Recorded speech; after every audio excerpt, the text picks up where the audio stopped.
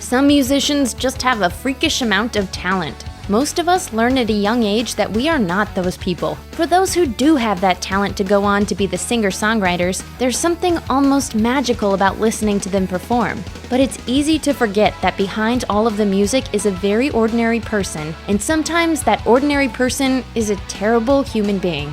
Johnny Cash's women troubles. There's a lot of dark stuff in Johnny Cash's life, but let's talk about just how horrible he was to women. Vivian Cash's book, I Walked the Line, My Life with Johnny, was a heartbreaking tell-all, detailing how she continued loving her husband, even through the drugs and the affair with his more famous second partner, June Carter Cash. It was Vivian who gave him 4 daughters, raised them, and who stuck with him through the worst, but June gets all the credit. Behind closed doors, June Carter didn't actually have it any easier, in spite of the storybook romance performed for the public eye. According to biographer Robert Hilburn, Cash had cheated on her when she was pregnant with her son John Carter. There were more than a few women, but the one that had to hurt the most was June's own sister, Anita. John Carter has also gone on record talking about his parents' less-than-perfect marriage, and has said his mother's drug addictions and descent into paranoia came from a near-constant fear he was cheating yet again. That fear spread to their son, who grew up well aware his family could fall apart at any time because his father couldn't stay faithful. Elvis's underage flings. Elvis was only 21 when he became ridiculously famous with the success of Heartbreak Hotel, and after that, all bets were off when it came to how far he would go. Along with the fame and fortune came the admiration of countless women, but according to biographer Joel Williamson, there was a particular type of woman Elvis liked.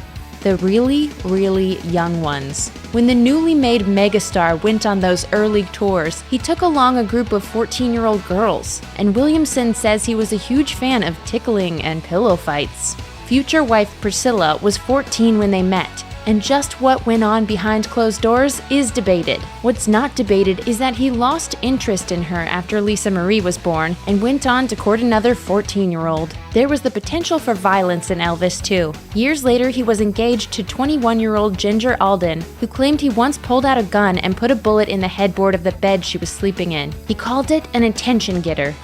Johnny Paycheck's attempted murder.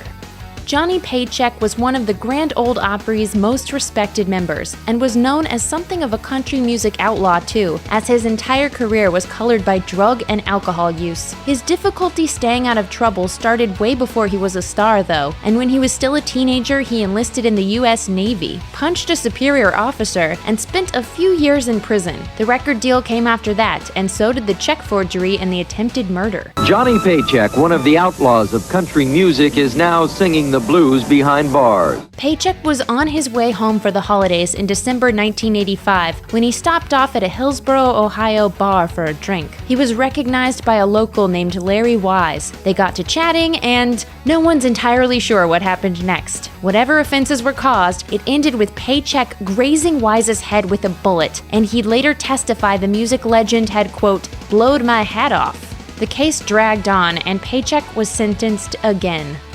Chuck Berry's icky past. Chuck Berry was a legend who helped shape rock and roll. He also once punched Keith Richards in the mouth, and what could Richards have done to deserve that? His guitar was laid out in his case, and I said, oh, come on, Keith, just a touch.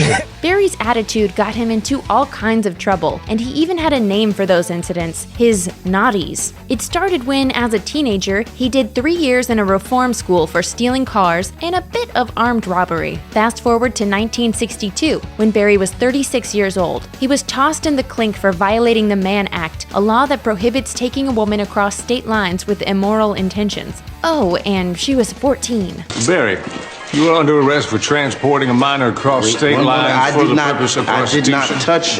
First of all, I didn't transport anyone anyway. I didn't solicit anything. That's not all. In December 1989, Berry was accused of videotaping women in the not-so-private privacy of the bathroom of one of Berry's restaurants. The following June, his property was raided, with law enforcement finding weapons, pot, and the videotapes in question, placing him at the center of a class action lawsuit. Berry's camp eventually settled, but that seriously tarnished his legacy.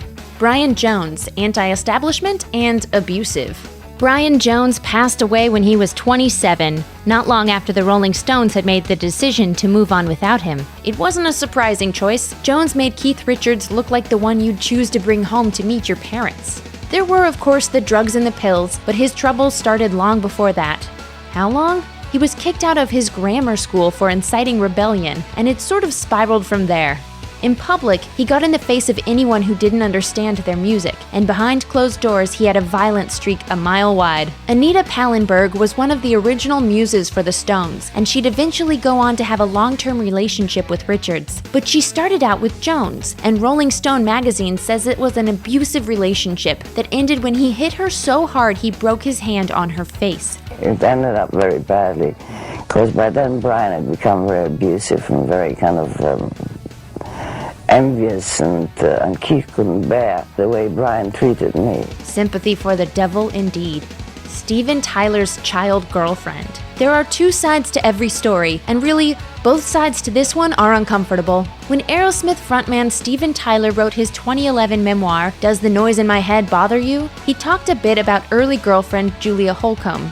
Tyler wrote he had nicknamed her Little Bo Peep, said they liked to get it on in public, and left out a lot of other details. Holcomb wanted to clear the air about what she says really happened, so she took to LifeSite to tell her side of the story. According to her, she was a 16-year-old from a broken family when she met Tyler and kicked off a relationship with him that really started when her troubled mother signed documents making Tyler her legal guardian. Holcomb says she was already pregnant by the time he asked her to marry him, and plans for a family started to fall apart when his grandmother refused to pass on her ring. 5 months into the pregnancy, Holcomb was trapped in a house fire and sent to the hospital, where she says Tyler convinced her to have an abortion. Holcomb left him and returned to her parents. Tyler returned to the rock star life, but has since spoken openly about regretting the decisions he's made in the past.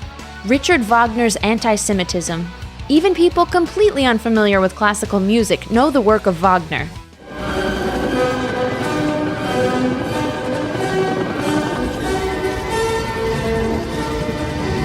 Wagner died in 1883, decades before the rise of Hitler and his Nazis. That means he wasn't around to see his music heralded as the soundtrack of the rise of anti-Semitism, but he probably wouldn't have hated the association. Wagner wrote a ton of jaw-dropping hate, including the idea Jews could only mimic art they'd seen and heard. When he struggled as an up-and-coming composer, he even blamed Jewish critics for keeping him from success. Frank Sinatra's destructive temper. Frank Sinatra was iconic on stage, but there was a lot of shady stuff that happened offstage. According to The Telegraph, his temper was so bad that one of his wives once described him as a sort of Jekyll and Hyde character, and there's a whole list of physical altercations he was involved in. First, the ones where someone got seriously hurt. According to legends about the man who did things his way, he punched a reporter in 1948, but eventually settled the assault and battery charges filed against him. In an unrelated incident, he threw a phone at a random businessman who was staying at the Beverly Hills Hotel and cracked the man's skull.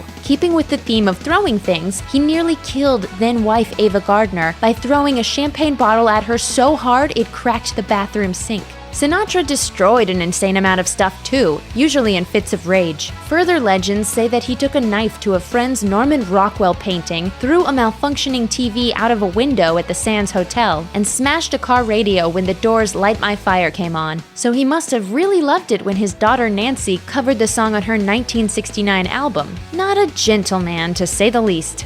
Thanks for watching. Click the grunge icon to subscribe to our YouTube channel. Plus, check out all this cool stuff we know you'll love too.